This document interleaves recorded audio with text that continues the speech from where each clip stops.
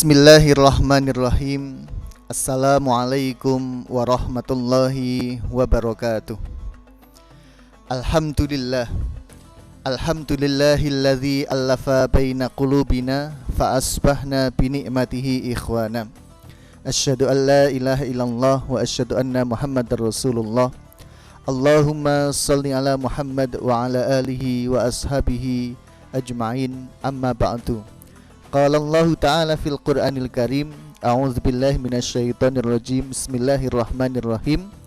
Ya ayyuhalladzina amanu taqullaha haqqa tuqatih wa la tamutunna illa wa antum muslimun. Pemirsa yang dirahmati Allah Subhanahu wa taala, Allah menyebutkan beberapa contoh di dalam Al-Qur'an bagaimana kita membangun keluarga.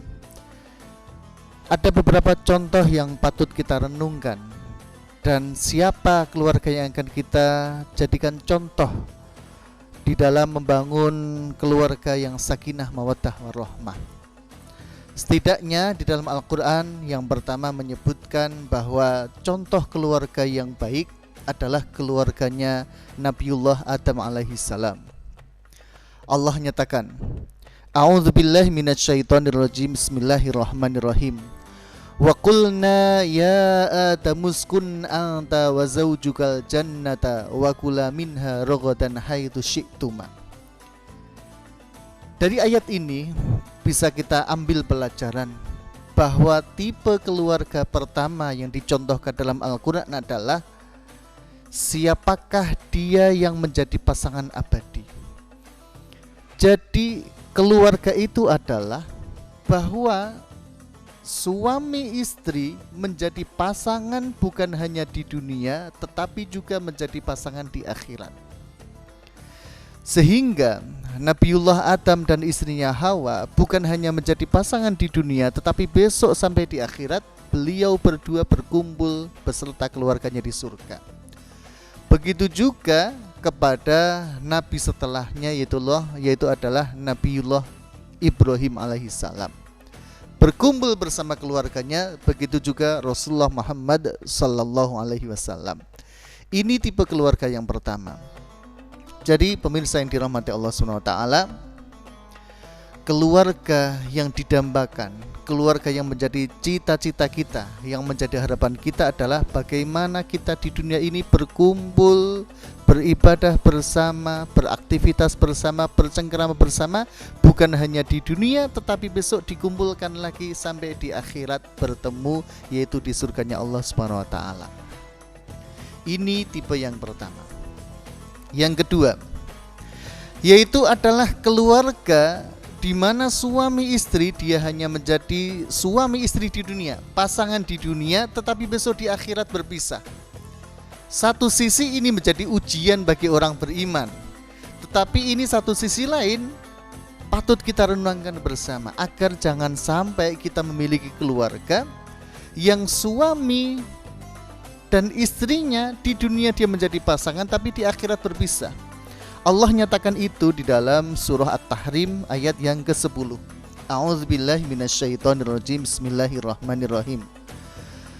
Daraballahu mathalan lilladzina kafaru imra'ata Nuhin wa imra'ata Lut kanata tahta 'abdaini min ibadina salihaini فخانتاهما فلم يغنيا عنهما من الله شيئا وقيل ادخلا النار مع الداخلين. Allah buat perumpamaan bagi orang-orang kafir, yaitu adalah pasangannya atau istrinya Nabi Nuh dan Nabi Lut, yaitu Wali'ah dan Walihah. Keduanya, baik Wali'ah dan Walihah ini hidup di dunia menjadi istrinya Nabiullah. Satu Nabi Nuh, satu adalah Nabi Lut. Bukankah Nabi Nuh itu beriman kepada Allah? Bukankah dia utusan Allah? Begitu juga Nabi Lut. Tetapi sisi lain ini menjadi ujian bagi mereka berdua, yaitu Nabi Nuh dan Nabi Lut, bahwa mereka hanya menjadi pasangan di dunia, tetapi besok begitu di akhirat mereka berpisah. Nabi Nuh dan Nabi Lut masuk surga, tetapi istrinya di akhir ayat dinyatakan wa qila dkhulan nar ma'ad dakhilin. Waliyah dan walihah, masuklah kalian ke dalam neraka bersama orang-orang yang masuk ke dalam neraka. Ini tipe keluarga yang kedua, yang menjadi pasangan di dunia tapi di akhirat berpisah. Tapi yang di bagian kedua ini suaminya yang dimasukkan ke dalam surga. Beda dengan ayat di bawahnya. Wa daraballahu mathalan lil ladzina amanu imra'ata fir'aun idh qalat rabbi ibni li 'indaka baitan fil jannah wa najjini min fir'auna wa 'amalihi wa najjini minal qaumiz zalimin. Bunda Asiyah, istri Raja Fir'aun. Bunda Asiyah adalah perempuan beriman, tetapi suaminya kafir. Bukankah sebagai perempuan Bunda Asiyah sudah tercukupi semuanya? Kerajaan, istana, harta, anak, kasih sayang, dia sempurna dalam kehidupannya di dunia. Tetapi dia berlindung kepada Allah, ya Allah, selamatkan aku dari kekejaman Fir'aun, selamatkan aku dari kekejaman orang-orang yang zalim, ya Allah. Bangunkan untukku surga nanti, bangunkan untukku rumah di surga, ya Allah. Andaikan dia orang kafir, bukankah dia memandang piramida itu cukup besar, cukup tinggi? Tetapi dia hanya menjadi pasangan di dunia, tetapi di akhirat berpisah. Artinya apa, pemirsa? Artinya bahwa Bunda Asiyah besok masuk surga dan kemudian suaminya Fir'aun masuk ke dalam neraka. Pemirsa yang dirahmati Allah SWT, ini contoh bagaimana suami dan istri hanya menjadi pasangan di dunia, tetapi di akhirat berpisah. Di dalam tafsir Ibnu Katsir dinyatakan bahwa di dalam hadis yang gharib itu besok di surga Rasulullah akan mendapatkan pasangan yang di dalam ayat sebelumnya disebutkan sebagai sayyibati wa abkara, yaitu adalah istri yang janda dan yang masih perawan. Siapakah yang dimaksudkan itu? Besok di surga Rasulullah akan menikahi Bunda Asiyah, mantan istrinya Fir'aun, dan kemudian juga menikahi Maryam yang masih perawan. Jamaah pemirsa yang dimuliakan Allah SWT, tipe yang kedua tadi adalah pasangan yang hanya di dunia menjadi pasangan tapi di akhirat berpisah, tidak bisa berkumpul bersama keluarganya. Tipe yang ketiga di dunia dia menjadi pasangan, menjadi suami istri, tetapi di akhirat ketemu lagi. Cuma ketemunya bukan di surga, ketemunya di neraka. Disebutkan di mana? Di dalam surah Al-Lahab. Allah SWT berfirman, Bismillahirrahmanirrahim. Tabbat yada abi lahabin wa tabb, ma aghna anhu maluhu wa ma kasab. Abu Lahab dan istrinya Ummu Jamil. Suaminya ganteng, gede, kaya. Istrinya Ummu Jamil cantik. Sebagai pasangan suami istri, mereka sempurna.